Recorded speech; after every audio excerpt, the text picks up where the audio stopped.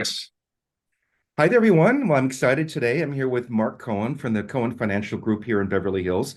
And Mark, yet again, is the number one mortgage originator in the United States of America. I mean, Mark has been a longtime friend. He's my number one preferred go-to mortgage broker. And, sorry about all the accolades, Mark, but Mark is the kind of guy that like 10:30, 11 o'clock, 11:30 at night, he's texting back, responding to clients with their questions about mortgages. So today we're going to put him on the hot seat and ask him questions Well, about interest rates, because that's been the number one topic of discussion in real estate, at least for the last 6, 12 months. And as many of you know, yesterday the Fed had their most recent meeting. So first of all, Mark, let me introduce you, Mark Cohen from Cohen Financial here in Beverly Hills. Thank you for joining me today, Mark. thanks for inviting me again, Christophe. Much appreciated and always an honor to speak on your podcast. My Well, I pleasure. always appreciate your insights, and there's no one I know in this industry that knows more about private money, I know what you call it. There's private money, there's what corporate money, all kind of money, how to get it, and how to save. So yesterday was the big Fed meeting, and it was quite anticipated, and the stock markets kind of went all over the place. So tell me what happened yesterday and what that means as we move forward with mortgage rates. Sure. Not a great day for the interest rates yesterday. Yes, the Fed cut rate and the initial response is, well, rates are going to come down, interest rates. But they sent a message to the markets that they're not going to be so accommodative in the future. That from four rate cuts in 2025 down to two. And there are a lot of people that are saying, well, we don't even need that. And the rationale being is this, is that the economy at this point in time is, the Fed's mandate is twofold. Have a good and strong employment reports on a monthly basis, and to keep inflation at the 2% level. Well, the problem has been is that the inflation has been, what the word that everybody uses, which I don't care for, is sticky, which means that they can't get down to the 2% level they want, and in the high twos and so forth, which in my mind doesn't make that much of a difference, but in the market's mind, once markets want to believe in something, that's the way it is. So the market had a very big sell-off. For example, yesterday at the close of business on Tuesday, 48 hours ago, the yields were 438 on the 10-year bonds. Well, today I'm seeing the tape go through. It's at 459. So that's a huge move for interest rates. And it goes against common wisdom. My clients tell me, hey, rates are lower, we should refinance. No, rates have gone up. So there's a lot of worry about inflation. And that's compounded by the fact that the new administration, what the results are going to be with tariffs and deficit spending. So a lot of the things will pass over time, and this is probably an aberration. But right now, rates are moving up here. You just have it's a one-way train. Yeah. All the negative connotations of what's going on. Yeah, I know the media and the media all around the world or around the U.S. early in the year were all talking about, oh, rates are going to be on the fives, and we've had a number of rate cuts. But the actual mortgage market rates, they kind of know ahead of time what's going to happen, I'm guessing, because they build in these rates even before these federal market meetings, right? Yeah, the market anticipates it, and they anticipate this. There was very widely known that they were going to have it's called a hawkish cut. So mean Hawkish cut? What does that mean, a hawkish cut? that they were going to cut rates yesterday, but they were going to have a hawkish or a negative view on the interest rate market. And Hmm. they said he made it really clear yesterday that they're very happy with the economy that which is good from a big term perspective, large term perspective, but that they're going to wait and see approach. They feel the labor market's relatively strong, and that the inflation is just it's higher than what they want. So Yeah, well, therefore, they we can't. all know it. I mean, everything is more expensive, that's for sure. Absolutely, no, absolutely, no. I go into the Mars supermarket. It's like I just fortunately I can afford most things, but it's I nod my I disbelief, especially uh, if you're going out to restaurants too. It's just expensive. It's just everything. Everything's expensive. Yeah, restaurants have gone up at least 30, 40% the last couple Yeah. of years that Yeah. I can tell, because I'm like you, I go out quite often, and it's just, lunch is $100 a person just about anywhere, Yeah, at exactly. least in Beverly Hills. Definitely. And So even fast food, I hear, is quite high as well, right? I heard someone yeah, said like $10 for a hamburger at McDonald's or something like that. So yeah, everything's moved up. So that's all goes part and parcel with why the rates are higher than we'd all hope for right now. yeah, it's interesting. I had an open house. I do open houses often.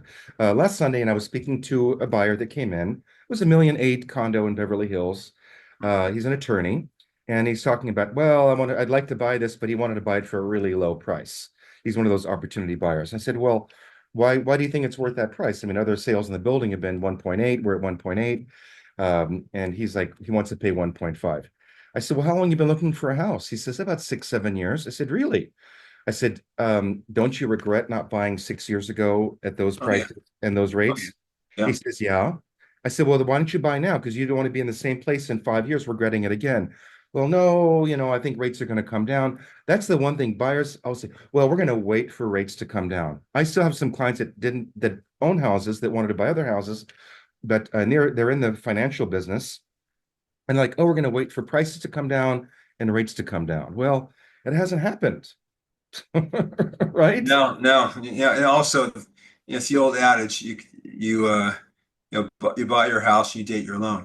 So that's really has very little meaning with me for people for that excuse. If rates come down, you can refinance the house. And I do feel it is an excuse. Because It's an excuse. yeah, because when I started at 18 years old selling real estate in the late 80s, early 90s, rates were what, 16, 17%, right? Well, I Yep. didn't know any better. I was, 18 years old. I'd never really heard much about interest rates. My parents never talked about it. And I just kept selling houses. I mean, people kept buying. So when we bought our most recent house, rates were whatever, I mean, they were 7.5%, whatever it was at that time. I didn't even think about it. I mean, the bottom line to me is as long as you can afford it and it's a comfortable payment with your taxes, insurance, Right. that stuff, then it doesn't really matter what the rates are. And like you said, refinance. I mean, as you know, we refinanced 2 or 3 times during COVID, and then luckily we're in the 2.6 range. But every time the rates went down, I'm like, we got to refinance. And okay, there's a cost associated with it, but I'm pretty pragmatic about that. I'm like, okay, to refinance the mortgage is going to cost, let's say, $20,000, right? For fees and points or whatever you got to pay. So fine. So I calculate, okay, the new interest rate is X, my new payment is Y, and the cost is X. So in 6 months, 9 months, 10 months, I recuperate back the cost of the refinance. And then now I'm set for a number of years. Yep. So, so how do you advise That's the right clients? approach. How do you advise clients? Because clients don't listen to that. I mean, I'm pretty smart about that, I think. Yeah. You are. Um, but I think people make such a mistake. I think they're afraid to refinance. I mean, refinancing isn't that big of a deal if you're dealing with somebody who knows what they're dealing with. So it's just like it's going through another process, maybe a little quicker. But the key is like you and I both said, it's just afraid of buying the house. It's not really the real reason. I So if agree. you can't afford the house, then that's fine. Then just don't say I'm waiting for the rates to come down because Exactly. they may come down, they may not. But um, people work hard, and the dream, the American dream, is to have a house. So, waiting for, well, we need a quarter point lower on the rate. If it's that tight, you shouldn't buy the house Yeah. or cut So down. in the old days, and I don't think it's changed much, when I meet a buyer for the first time, I always tell them kind of a rule of thumb, your your monthly mortgage interest, taxes, and insurance shouldn't be more than 25 to 28% of your total income. Would you say that's still a good rule of thumb? No, it's loosened up a lot, on the jumbo products because the price of homes is so expensive. It's for the most part, it's 45% right now, and certain cases, Really? 50, yeah, so 45 Wow. percent. So Wow. it's easier to qualify. Most loans are full income documentation, so the market's made it easier to qualify for loans. But then again, here in Southern California, in our markets, you have escalated much higher price points. Yeah, it's true. I mean, let's face it, a starter major fixer is 2 million bucks in the West Side, right? If you can find it. Unfortunately, right. And that's a two Unfortunately, right. bedroom, zero bath house.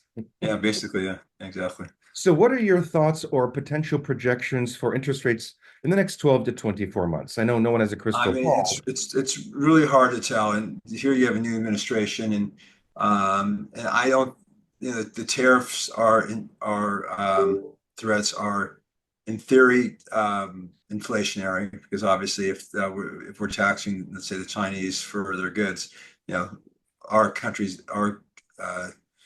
producers here aren't going to now say, okay, we'll just not try to benefit from it. So that's going to happen. But I think that his last administration, Trump, there were lots of threats of tariffs, and he did do a good job of raising money for the government and taxing, but he weren't to the level of extent that he's threatening now. So we'll see. That's why the market's really in a state of turmoil, the mortgage market at least, and the stock market to a degree, because we don't know what the future foretells for sure. And stock markets and bond markets don't like uncertainty. People want to know, and that's why the market had a very positive reaction when Trump was nominated or the president-elect, because pretty much everybody knows what's going to happen. So right now we're in a state of turmoil in the bond market. Yeah. So rates are. I remember your last mortgage rate chart on Monday was like we're in LA. We're around 6.1, 6.2 for a fixed 30-year mortgage, correct? Mm-hmm. Yeah. You can add about 3/8 of a point. Oh, last couple of days, yeah, about a quarter. really? Wow. Yeah, So we're now at like 6.4 again, yeah, 6.5? yeah, 6.3, 6.4, 6.5. It just depends on the loan to value credit score. I told you the yields are up 18 basis points in not even 2 trading sessions. So Wow. it's a big move right now. And what's interesting is I read an article this morning on CNBC that the housing market went up 6% this November in terms of sales compared to November of 2023. And they said it was because of interest rates, which I thought was kind of Well, interesting. the rates had a drop. We were, and there. I mean, there.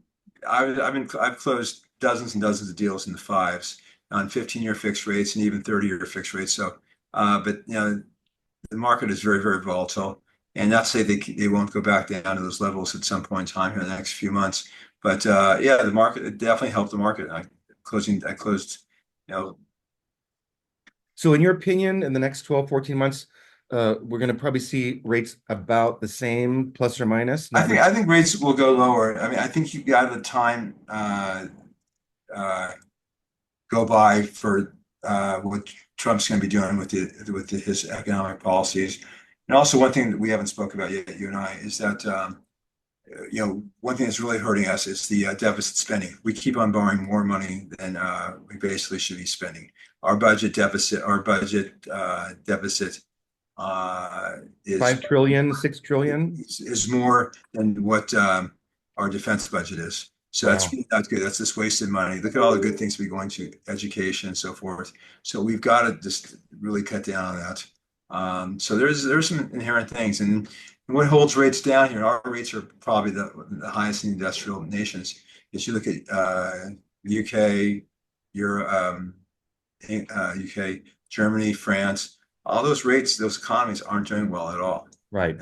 Europe's very soft right now. So that sort of keeps although the Fed's independent, it really creates a lot of pressure for the world seeing having our rates so much higher It's right now. interesting, in the old days, it our economy was mostly based on US stuff, but nowadays it's based on what's going on in the world. I mean, one big situation worldwide, like in a major situation, can affect rates and affect the Oh yeah. people's ability or thoughts about whether they should buy or sell a house, right? Yep. Now I want to point out though that the price of oil has been very steady, and you see it at the pump. That the gas called 450, 460, 470 where you buy. That's down quite a bit, and that's held down the inflation levels. God forbid if price of oil goes back up, that will not be good.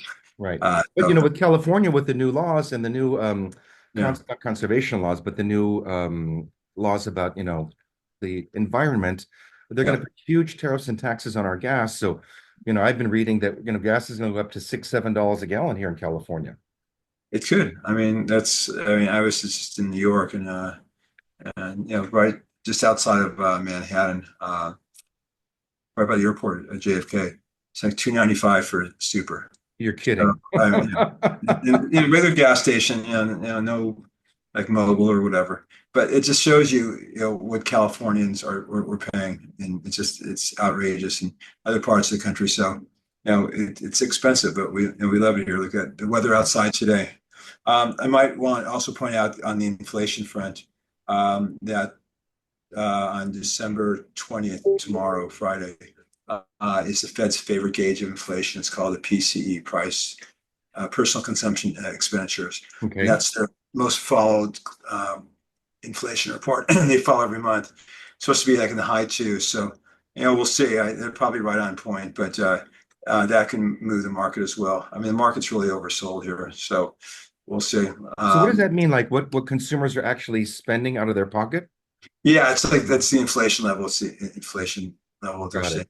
saying. That's their big number they really watch. Got it. So there's a lot of cross currents going on in the market right now. Yeah. So you and I work in a very luxury market compared to the rest of the country, of course, because of our price points and our location. Do you find that I know a lot of our buyers in the 5 million plus price range often pay cash, but they often also get loans, right? We've Right. done loans together for 10, $12 million properties for clients together. So do you feel that these fluctuating rates affect our luxury buyers here in Beverly Hills and LA?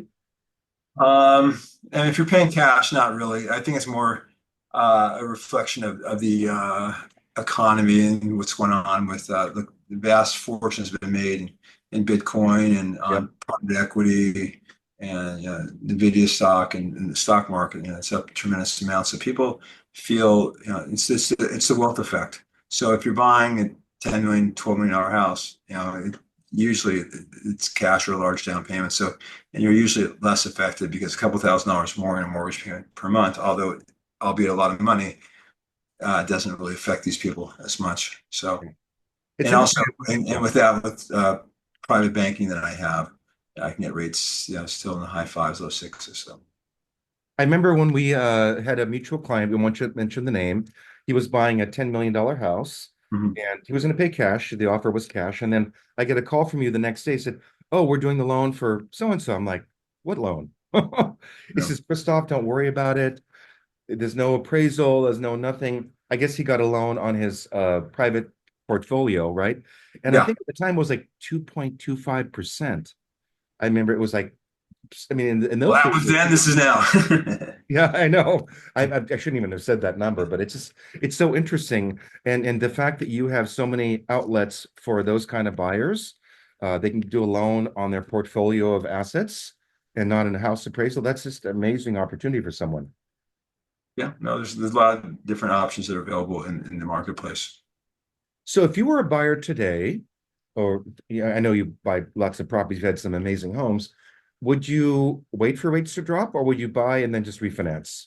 Once again, if I was a first time buyer, there's usually, everybody's dream is to have a house, and Yeah, I would look around and find the right place, and then if I found the right house, and it's still competitive, the inventory levels are still low, so there's no guarantee. Even if you want to buy a house, you're going to get it. right. So basically, I would just look at a house, get pre-approved, and work out, try to obtain the best financing available. I would not buy a house because it's an extra couple $100 a month more in I'm payments. with you on that. I remember we bought our last house. It was probably 15-20% more than our initial budget of what I wanted to spend, but we just love this house.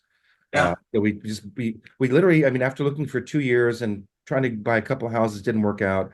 This one we found within half an hour, I made the deal. We closed escrow in 3 weeks. It was yeah.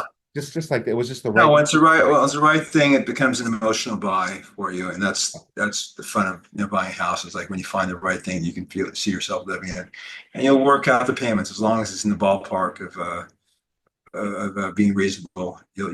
People figure it out. There will be opportunities down the road with rates and so forth. And I remember saying to Gabriel, I said, "Look, this is, 15-20% more than we wanted to spend. We can afford it." I said, and you and I have been through up and down markets. Sometimes Oh, yeah, sure, of course. yeah. And our market doesn't go down so much, but there are other areas where prices have gone down in really bad markets 30-40%, right? Yeah. So I said to Gabriel, I said, "Look, we're at the time we were buying at the top of the market, in my opinion. and rates were what they were. I wasn't too concerned. I said, well, this is only, I think it was like $500-600 a month more than what I was wanting to spend. I said to my wife, I said, look, that's a couple dinners out. We can afford it and we don't have to sell. So we're going to be fine. Right. And I'm glad we did because our house is now worth like 7 times what we paid for Yeah, it. exactly. You got to see through the forest. Exactly. Yes. Um, uh, I think this is important because, different buyers have different options. Look, I'm the kind of person like I like to be stable. I'm going to be in my home for a while. I like a fixed rate loan. But there are many, many different options. I mean, there's so many options. How do you help a buyer in today's market specifically to walk through like what's the best option for them in their situation? Well, with several years ago, there used to be a wider range of options that were available. But the way that the yield curve is, the yield curve being rates, what 5-year money costs, 7-year money, 10-year money, and 30-year fixed.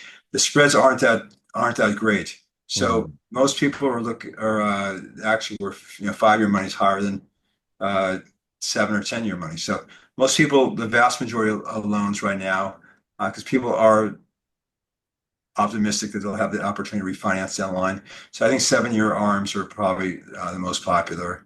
Then if you're looking, that's for jumbo paper. Then if you're looking for uh, uh, agency paper loans, which are Fannie Mae loans up to 1,209,000 now, effective in December, those should probably go in the fixed rate route, in the mid sixes. And So then it I just tell depends. clients, Everybody's situation is different. And yeah. there are interest-only loans available, but they're harder to qualify for because you have to use a 20-year schedule, and there's just a whole process you have to go through. Yeah, I, But was I was never a fan of interest-only loans. I like yeah, to pay it down, you know? exactly, Oh, and exactly. I'm sure you know this, but there's always a little secret, right? In mortgages. So isn't it true if you pay one extra payment a year or you pay in advance, that will quickly buy Yeah, down? you can expedite the principal reduction process. Absolutely, yes. Yeah. Yeah, if you can make one extra payment a year, that will reduce the principal pretty quickly. So Yeah. there are secrets. Exactly right, Christophe. Yeah, we have an 8-unit apartment building, and the mortgage was a 6.5 rate. And I went to the bank. I said, can we, when rates went down, I said, can we adjust the rate? They wouldn't adjust it. I was like, it's always kind of ticked off, right? I'm like, what, That's the thing. Yeah, that's the thing on apartment buildings. They usually, like you said, have prepayment penalties on the 8-unit buildings. So, I just wanted them to adjust the rate. I mean, I thought that would be a normal question, but they're well, they'll like, let you do oh. it, but you're paying the penalty. So I'm like, Do whatever you okay. want. So Yeah. I'm like, I'll show you. So I basically thought, okay, I'm going to pay an extra payment here, an extra payment here, with an apartment building. So I think we had like 6, 7 years left on it. And all of a sudden, it was like so bizarre. Like all of a sudden, it's like, it's your last payment. It's like, it like completely like moved it so Fine. Yeah. quickly. I was shocked. So Yeah. I always advise my clients, if you have an extra bonus or something, pay down your principal, pay it down, just make an extra payment. Yeah. It's amazing how quickly that can change Agreed. the overall amount. 100%. That's smart thinking on your part. That's good. That's good planning. That's So, good. as an expert mortgage guy, what advice do you give to clients that have a current? Oh, this is another question. A lot of sellers now, look, I'm kind of in that position too. We've had many offers on our house, like huge numbers, like crazy numbers to buy it. But I think to myself, okay, I'm at 2.65. If I sell today and buy something else, I'm going to be at 6 plus, right? So it's not that feasible. Look, I don't need to move. We have a beautiful home and live in a wonderful neighborhood. No, I don't really need to move, but it's hard for those that really want to move. Do you It's notice a very lot of it's resistance? very hard. That's hurt the inventory tremendously. Look, Yes. it's hard, go from a 3% mortgage to 6 or 6.5%, and especially when the prices of homes have escalated so much in the last couple of years. So usually there's got to be a reason. You have a windfall, divorce, Yes. unfortunate death, The four situations that Ds. happen in life, or you grow out of your house, kids. So that's the situation, but where that dictates that people moving. But for the vast majority of people, if you're content in your house and you're paying 3%, it's hard to get people to move. There's got to be really a compelling reason to do so. I agree. And one of the things I love about you is the care you give to your clients, and you really truly care. I mean, you're And I do. you're the most successful mortgage broker in the country and a nice man on top of it. Thank And you. you care about people. And I've seen that over and over and over again. So, and that's important that we look, we can lose a deal because we want to help the client make the right decision for them. And you do that. You take time to really talk about what they're thinking to do, what's their potential 2, 3, 5, 10 year plan or longer, and then you advise them accordingly based on that plan. If a buyer says to me, "I'm coming to LA, I'm going to only be here for 5 years for a new job, but I plan to move back to New York or whatever," then of course that's not a 30-year fixed mortgage guy. That's a different Right. Yeah. buyer, right? Because they'll make money on the appreciation of the property, but they can save money on the short end on the mortgage rates until they move out. Right. Do you think we're gonna have any issues coming up in the next year or so with all these buyers that got those adjustable loans 4 or 5 years ago? They're going to start adjusting to much higher rates. I mean, Well, I that's have a lot of clients who are not a lot, but three or four this past week. I hear 5 or 6. Where their loans from 7 years ago are adjusting from 3% to up to 7.5%. So they're not too happy. So so how are you helping them through that well, process? we're now instead of they were all on interest only loans, now they're fully amortized. So one guy's payment went from 6 to 13. So I That's a got big jump. yeah, because now they're on a 23-year schedule and they're fully amortized instead of interest only. So the payments go up markedly. So I got them saying like about 8,500, 9,000. But like an interest only at like 5.99%. Wow. Uh, uh, I mean, it's going to cost more. There's no way to get what you want. You Of have, course. uh, um, it's going to affect people's some people can't afford it, so they have to refinance or they might sell their house because that will force people's moves. This for this guy he's qualified, but it's psychologically, having payments double like that, And it's I think in the world of real estate, for me, it's all psychological. It's what the buyers fear or worried about, or the sellers' fears or worries. That's what fuels the entire marketplace. Their absolutely. thoughts in their head, you know? Yep, yep. I agree So 100%. that's why one of the reasons I love you, because you really care and you want to really help people through that process to make the right decision. And it's all about comfort, affordability. Because look, bottom line is over time, real estate in Southern California goes up 8, 9% a year over time. There's ups and downs, of course, but we're living in a wonderful place where prices are usually on the uprise. But it's so great to have someone in my court that I can call and say, hey, and especially my foreign buyers. I have a lot of foreign buyers, as you know. A lot of them pay cash, but a lot of them don't. Thomas, And I like the smirk on your face, because when we have a nice guy. foreign buyer with corporations all over the world, and they're Yeah. basically We can self-employed. handle. We get no, and the good thing about I'll just give you. You're a very smart man, and you understand everything, and that really helps when you're very hands-on approach, and as well as I do, you care about your clients a lot, and Yes. that's how we work by doing good jobs for people. So, you've been around the business for so long, and there's a reason why you have been, and you're so successful. So you got to have the right work ethic and do what is right for your clients, because it will pay off in spades. And that's how I'm built and you're built, just to be accommodative and being neutral and giving my best advice, just like you do. And you have incredible work ethic as well. Like, I know you don't have to work anymore. You could just stop Oh, tomorrow and be fine. I, I Uh, wouldn't know what to do with myself. So taking off I'm a the week same next week. way. I could never retire, because what am I going to do with myself? I can't sit at Yeah. home, watch TV. I mean, that would not be good for me.